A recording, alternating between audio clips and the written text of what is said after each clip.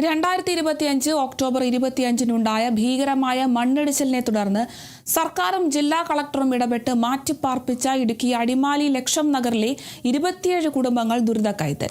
കളക്ടറുടെ ഉത്തരവ് പ്രകാരം വാടക വീടുകളിലേക്ക് മാറിയ ഈ കുടുംബങ്ങൾക്ക് മാസങ്ങളായി വാടക ലഭിക്കുന്നില്ല. സുരക്ഷിതമായ വീടും സ്ഥലവും വാടകയും നൽകാമെന്ന സർക്കാർ വ്യവസ്ഥ ലംഘിക്കപ്പെട്ടതോടെ വീണ്ടും ശക്തമായ സമരത്തിലേക്ക് നീങ്ങാൻ ഒരുങ്ങുകയാണ് പ്രദേശവാസികൾ.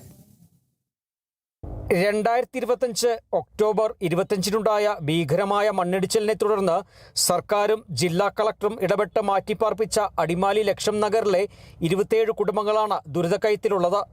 കളക്ടറുടെ ഉത്തരവ് പ്രകാരം വാടക വീടുകളിലേക്ക് മാറിയ ഈ കുടുംബങ്ങൾക്ക് മാസങ്ങളായി വാടക ലഭിക്കുന്നില്ല. സുരക്ഷിതമായ വീടും സ്ഥലവും വാടകയും നൽകാമെന്ന സർക്കാർ വ്യവസ്ഥ ലംഘിക്കപ്പെട്ടതോടെ വീണ്ടും ശക്തമായ സമരത്തിലേക്ക് നീങ്ങാൻ ഒരുങ്ങുകയാണ് പ്രദേശവാസികൾ. മണ്ണിടിച്ചിലിൽ പ്രദേശത്തൊരാൾ മരണപ്പെടുകയും മരണപ്പെട്ടയാളുടെ ഭാര്യയുടെ ഒരു കാൽ മുറിച്ചു നീക്കേണ്ടി വരികയും ചെയ്തിരുന്നു.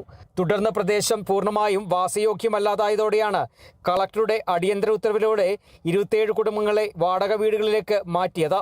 ദേശീയപാത അതോറിറ്റിയുടെ ഭാഗത്തു നിന്നുണ്ടായ അശാസ്ത്രീയമായ നിർമ്മാണ പ്രവർത്തനങ്ങളാണ് ലക്ഷം നഗറിനെ തകർത്തത്. സ്വന്തം മണ്ണിൽ നിന്നും സർക്കാരിൻ്റെ ഉറപ്പിന്മേലാണ് തങ്ങൾ ഒഴിഞ്ഞുപോയത്. എന്നാൽ ഇപ്പോൾ വാടക നൽകാനോ സ്ഥിരമായൊരു തലചായ്ക്കാൻ ഇടം നൽകാനോ അധികൃതർ തയ്യാറാകുന്നില്ലെന്ന് ഇവർ ആരോപിക്കുന്നു.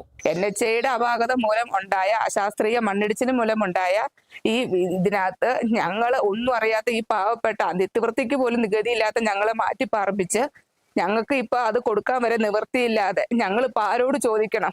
ഞങ്ങൾക്ക് ഇപ്പൊ ഒന്നും നിവൃത്തിയില്ലാത്ത അവസ്ഥയിൽ ഞങ്ങൾ നിൽക്കണേ. ലക്ഷം വീടാണെങ്കിലും ഞങ്ങൾ അവിടെ കിടന്നോട് നിന്നപ്പോ ഞങ്ങൾക്ക് ഇങ്ങനെ ഒരു ഗതികളിലേക്ക് ഞങ്ങൾ പോയിട്ടില്ല. ഞങ്ങൾ അന്നന്ന് പണിയെടുത്ത് ജീവിച്ചുകൊണ്ടിരുന്ന ആളുകളാണ്.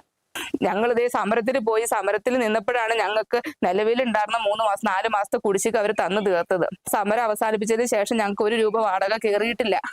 മുൻപ് വാടക മുടങ്ങിയപ്പോൾ സമരം ചെയ്താണ് വാടക കുടിശ്ശിക വാങ്ങിച്ചെടുത്തത്. സർക്കാർ ഉറപ്പ് നൽകിയതിനെ തുടർന്നാണ് അന്ന് സമരം അവസാനിപ്പിച്ചത്. എന്നാൽ ഇപ്പോൾ വീണ്ടും വാടക കുടിശ്ശികയായിരിക്കുകയാണ്. വർഷക്കാലം ആരംഭിച്ചിട്ടും ദുരിതബാധിതരുടെ പുനരധിവാസ കാര്യത്തിൽ യാതൊരു പുരോഗതിയും ഉണ്ടായിട്ടില്ല.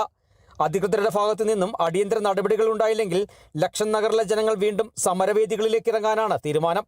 Kerala vision news, Idukki.